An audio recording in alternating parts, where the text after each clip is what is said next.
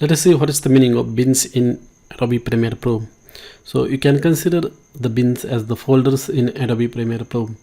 So like we have got folders in Windows or any other operating system, we can organize our files in the folder. Same way, bins can be used to organize your assets, music files, video files, images, etc. into specific folders. So these folders are virtual, that means they are not actually stored on the hard disk.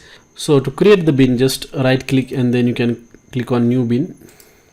So let us say I want to put all the music files in one folder, so I'm going to create one music bin for that. So you can see that this music bin is created. It is just like a folder, and you can move your assets into that like this. So it is similar to the folder but not the real folders like what we got in the operating systems. It is just the virtual folders that are used within Adobe Premiere Pro.